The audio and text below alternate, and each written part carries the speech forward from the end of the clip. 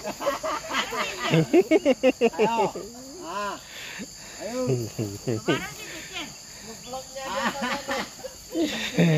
Bantu sih. Ayo.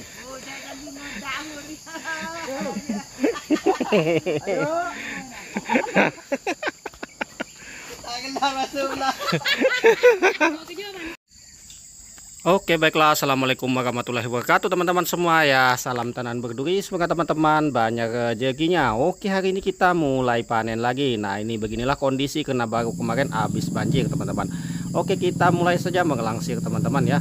Nah, ini kalau untuk suasana mengelangsir seperti ini sangat sulit teman-teman ya, karena kita melangsir sendiri dulu sebelum mereka selesai panen. Ini masih anggotanya masih panen teman-teman ya, masih panen kondisi di dalam. Kenapa kita langsir duluan seperti ini teman-teman? Karena nanti kita kalau nggak langsir duluan nunggu mereka selesai panen, nanti siang baru kita masuk pabrik. Karena kita menggunakan mobil kecil seperti ini cukup ribet teman-teman, karena untuk masuk itu kalau misalkan 6 ton itu harus berkali-kali teman-teman. Kita masuk minimal kita masuk tuh 3 kali masuk pabrik teman-teman ya. Nah, begitulah kalau menggunakan mobil kecil seperti ini teman-teman. Tidak bisa cepat, tidak bisa kita tunggu selesai dulu panen baru kita muat, tidak bisa teman-teman. Harus kita langsung muat ya, seperti itu. Nah, ini kondisinya malah rusak lagi teman-teman ya. Ini kereta gantung kita rusak, bearingnya pecah ya, ada gangguan sedikit. Kemarin lupa kita ganti waktu lah jatuh lagi ya. Nah, waktu kemarin nggak sempat kita ganti, lupa ya teman-teman ya. Memang ini bermasalah waktu panen waktu itu teman-teman, sudah lengket-lengket, sudah macet-macet teman-teman ya.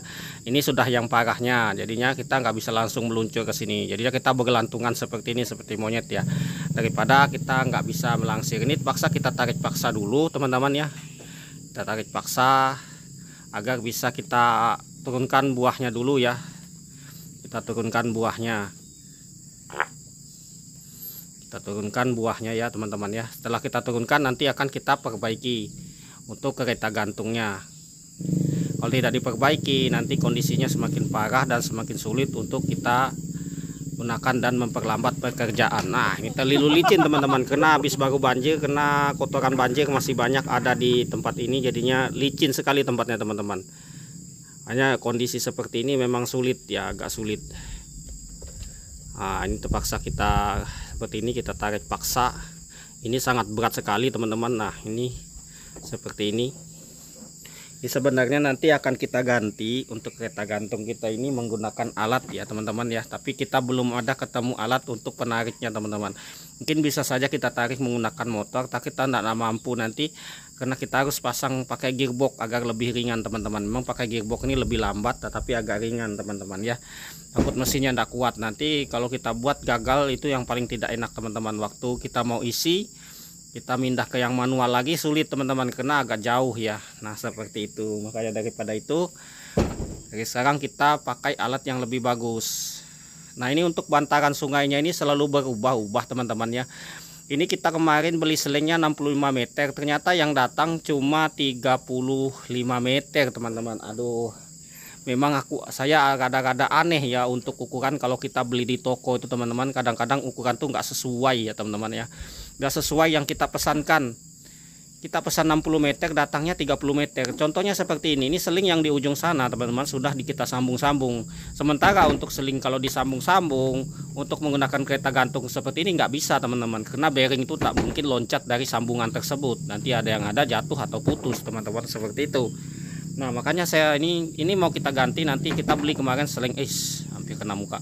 Nah, kita mau ganti seling yang baru 100 meter. Itu kita pesan kemarin 100 meter, tapi tidak tahu itu. Saya lihat itu cuma 50 meter saja teman-teman.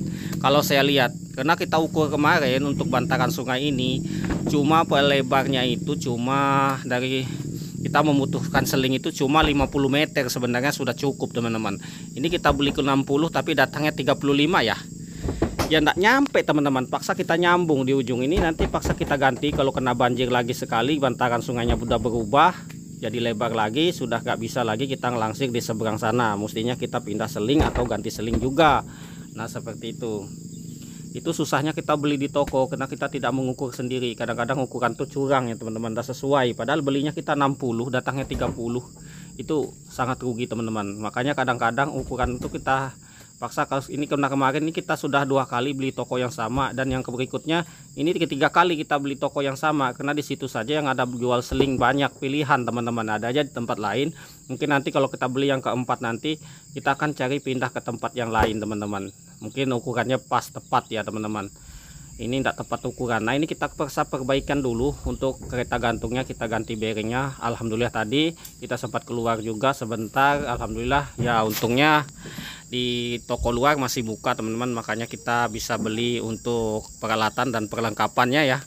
Ini terpaksa kita cepat ganti ya teman-teman, tapi alhamdulillah juga penglangsir di seberang sana sedikit lambat teman-teman, tidak terlalu cepat, makanya kita nggak terlalu terburu-buru. Nah ini macet yang di sini. Nah ini setelah selesai tadi ini sudah Pak Alex saya datang bantuan, cepat datang, karena tukang langsir ini cukup lambat ya teman-teman, karena dia masih baru.